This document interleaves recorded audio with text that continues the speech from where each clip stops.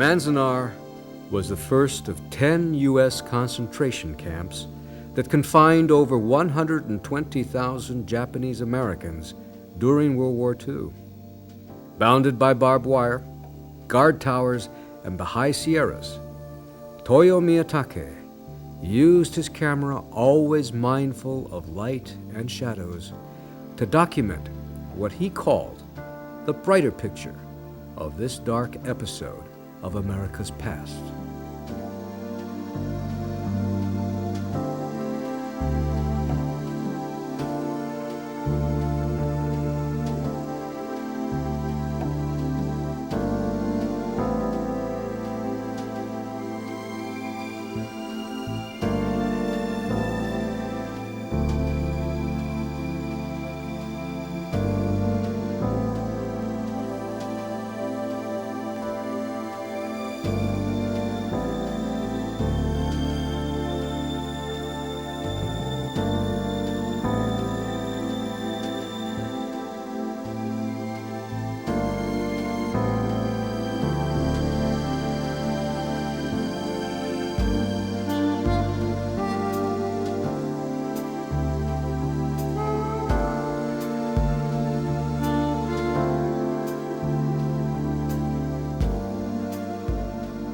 Toyo Miyatake was a prolific and penetrating American photographer.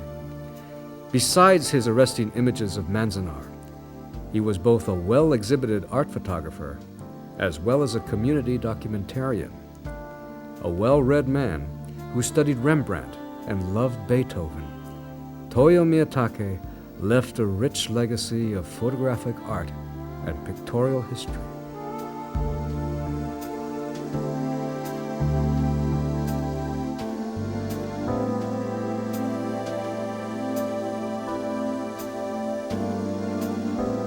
In 1909, at the age of 14, Miyatake came to Los Angeles with his mother and two brothers. He attended Amelia Street School, where he mastered English and helped his father at his confectionery shop on Jackson Street, which was the early Little Tokyo business area. Although anti-Japanese sentiment was rampant, Japanese-American communities grew throughout Hawaii and the West Coast. By the mid-1920s, concurrent with the Exclusion Act that halted further immigration from Japan, Little Tokyo was a thriving community. Miyatake tried farm work in Fresno, picking grapes, but he preferred city life and returned to Little Tokyo. Until World War II, Little Tokyo was 20 blocks strong and busy with shops, churches, temples, and an active artistic and intellectual community.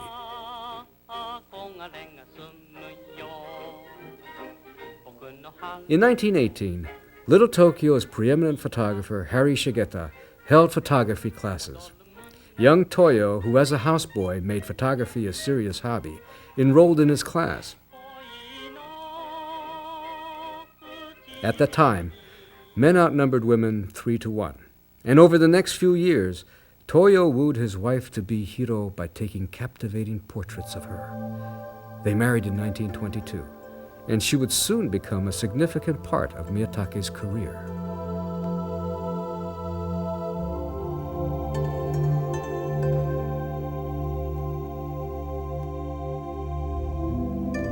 In 1923, Miyatake opened his first studio. But with 9 other Japanese-American photo studios in the area, success was slow in coming. Besides, Miyatake was much more interested in creating art than making money. Soon, his photographic artistry was becoming known. He started entering and winning prizes in salons throughout the West Coast, the rest of the United States, Paris, and London.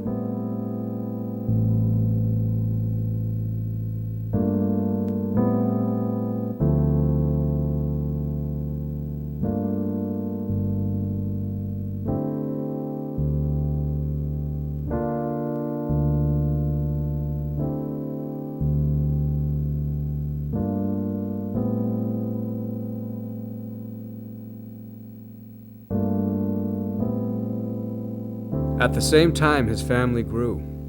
Archie was born in 1924. Bob came in 1930. Richard in 1936, and Minnie was born in 1937. One of the first to use the new technology of the home movie, Toyo documented his family, friends, and community. My father was, I guess, what you call a real artist. He would take portraits of people, and when the people come after the photograph, he would give to them, and well, that thing went on, and meanwhile, my mother at home is trying to make ends meet because there's lack of income. Then after we came back from Japan, my father reopened the studio. From then on, my mother used to take charge of the front office. And from then on, you know, things became a little better. At this point, Miyatake was an accomplished but not exceptional artist. Two people would greatly affect both his artistic growth as well as his commercial success. The first was the noted photographer Edward Weston, who met Miyatake around 1920. Weston encouraged Miyatake to look to his own heritage as well as study modern artists.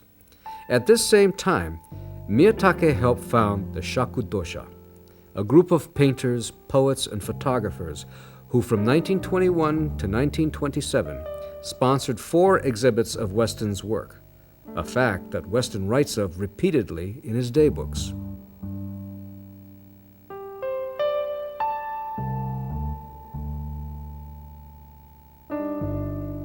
There was a tremendous amount of interaction between early Issei artists and early California modernist artists, and there was a fluid exchange.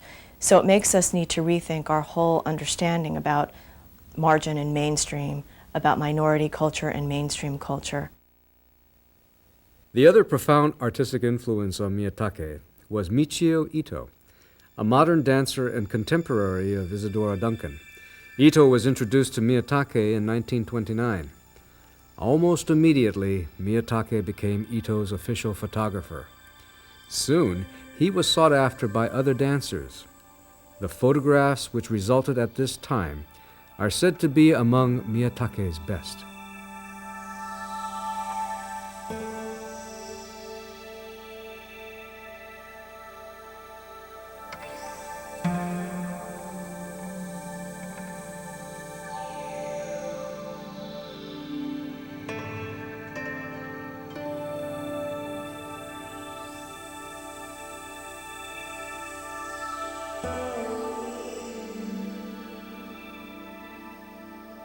With his wife now making the portrait studio prosper, Miyatake was at his peak.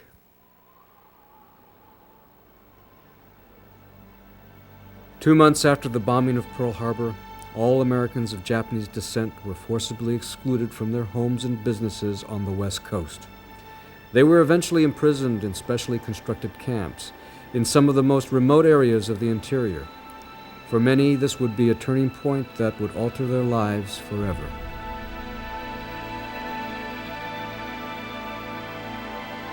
Miyatake and his family were incarcerated in Manzanar, which at its peak held over 10,000 people over a 3.5-year period. Cameras were considered contraband, and he was able to store all his studio equipment in a warehouse.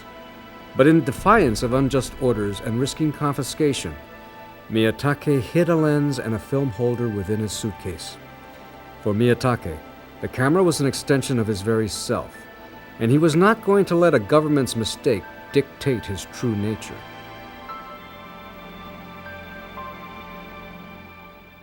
He didn't reveal all this to the rest of the family until we were inside the camp. And even my mother didn't know it. And one day he called me and he says, "Archie, you know, as a photographer, I have a responsibility to record the camp life because it's going to be very important in the future of Japanese American in the United States." Imprisoned in body but never in spirit, Miyatake handcrafted a camera starting only with a lens and film holder. Ingeniously, he fashioned a 2-inch drain pipe to be his focusing mechanism. He had film sneaked in and built a clandestine darkroom in his barracks. In order not to be discovered, he got up early when no one else was around to capture this historic time in American history.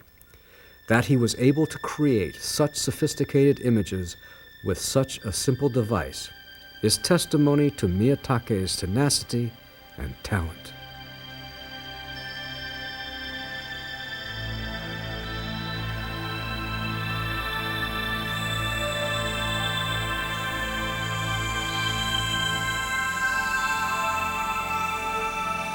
All the inmates were joined together in their wholehearted determination to make life as normal as possible. Toward this effort, Miyatake asked to open up a photo studio. At the same time, Edward Weston wrote to his friend Ralph Merritt, the camp director, regarding the whereabouts of a Toyo Miyatake, indicating that he was a gifted photographer who should be given every consideration. And so, when the studio idea came up, Merritt consented, but on the condition that a Caucasian snap the shutter. For any photographer, the moment the shutter is released is critical. The man who was hired soon resigned, and Merritt hired the wife of a staff person to sit in the studio. Miyatake was now allowed to click the shutter, but she was to confiscate the lens at the end of the day. She also soon tired of this routine, and so Merritt hired another, and yet another. After about fifth or sixth one, Ralph Merritt told my father, "You know, Toyo," he says, "I can't see anything on the left side of me." So my father caught on right away. That he knew what that meant. So from then on, he was able to take all the pictures. And he also made a pass for him, certifying him as a official camp photographer.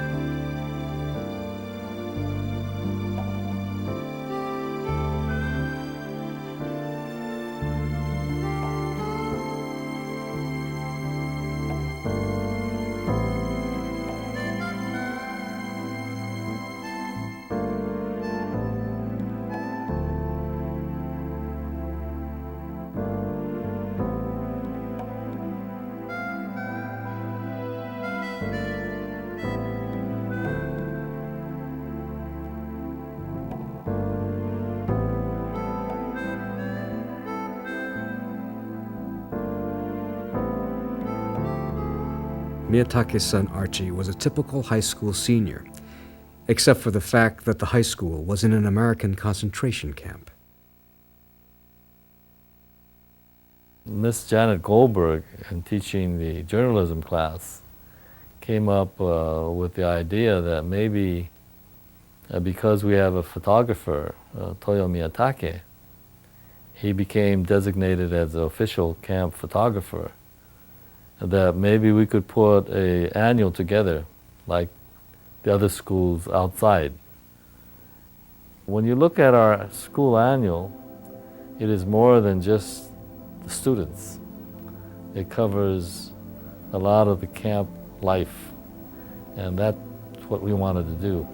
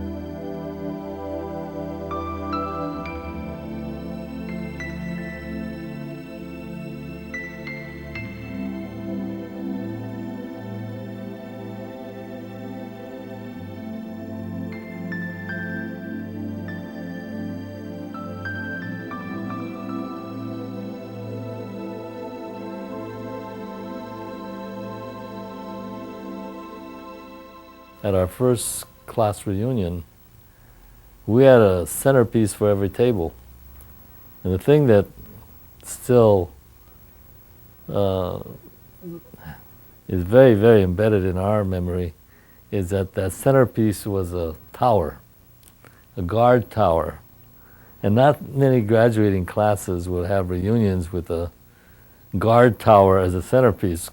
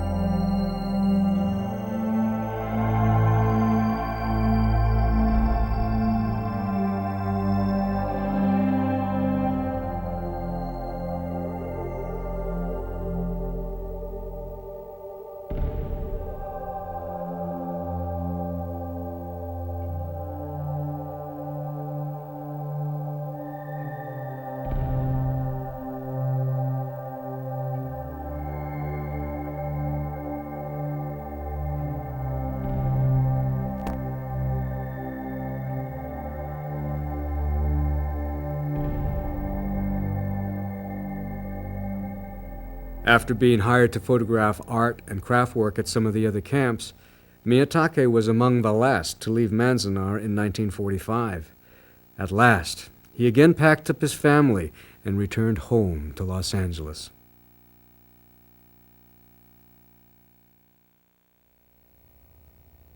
Miyatake was fortunate to have found an honest Caucasian man to rent his house during the war. Those less fortunate, including artists and photographers, who lost everything because of the incarceration, relied on the goodness of people like the Miyatakes, who opened their home to whoever needed it. At one point, over 20 other people lived with them.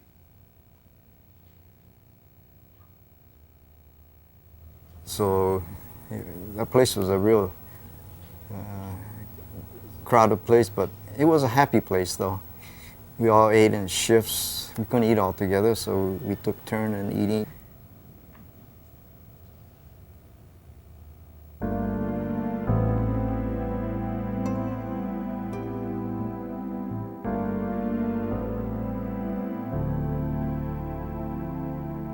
With his modest consumer-grade movie camera, Miyatake again recorded history. Just a year after its closing, Miyatake returned to Manzanar for a memorial in honor of those who never left. Recently found by his son Archie, these never-before-seen images capture remnants of both the confinement and the vitality of this American concentration camp.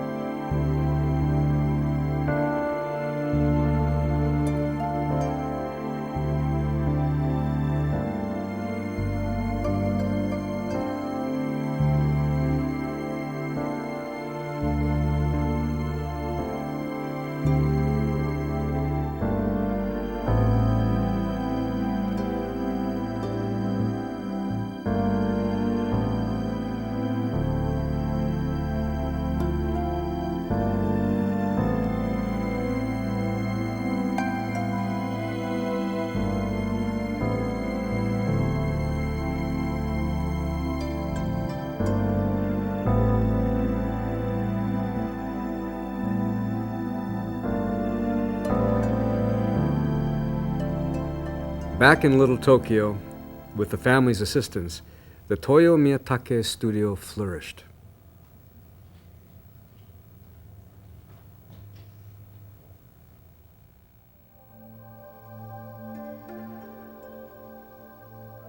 Over the decades, over 4 generations of Japanese Americans have been photographed by the Toyo Miyatake studio.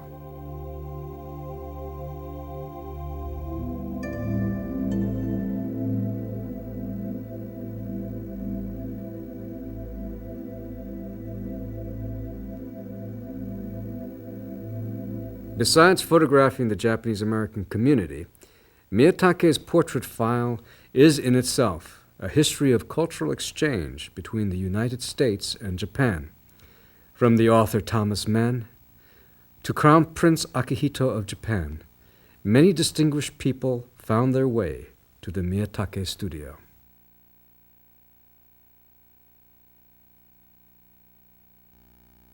Hiroshi Namazue, a fellow artist, was Miyatake's closest and most trusted friend.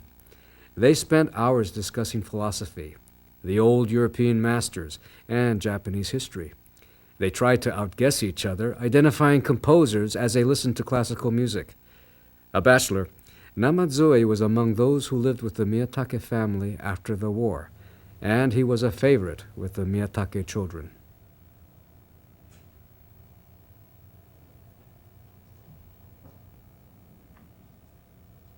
After the war, they said,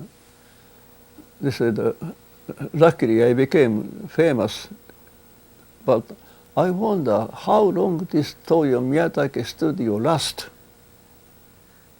I said, Toyo, don't worry about that. So I said,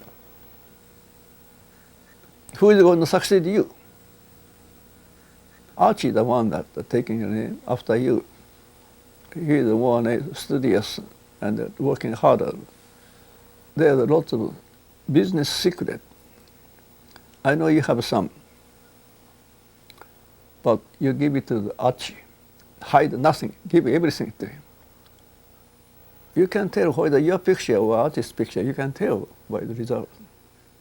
No. I told Toyo, from tomorrow, don't come to studio. You take a vacation, move out. Now, if you stay here, Archie will depend on you. But if you're not here, he will do it the way you're taught, right? Oh. So, even when you come to the studio, don't stay inside, go outside.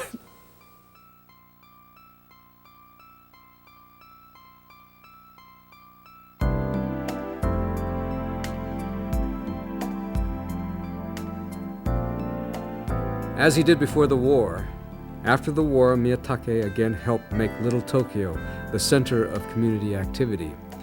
While it would never regain the size and energy of its pre-war influence, Little Tokyo was nonetheless reincarnated by people like Miyatake.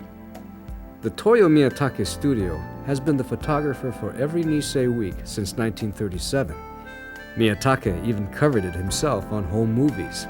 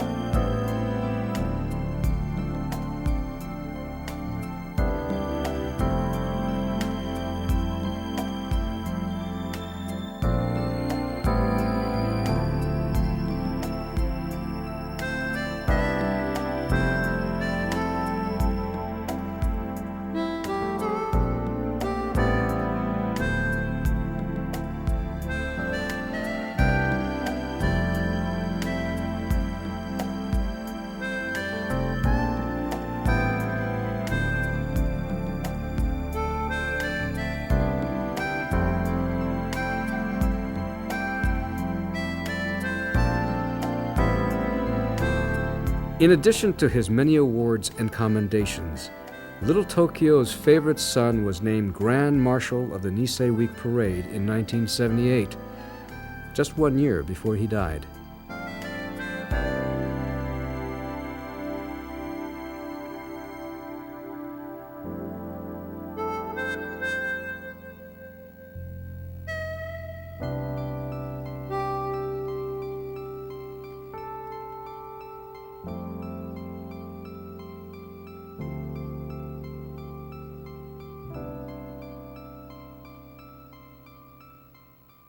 A year after Miyatake died, his son Archie discovered there was still film in the camera his father always carried.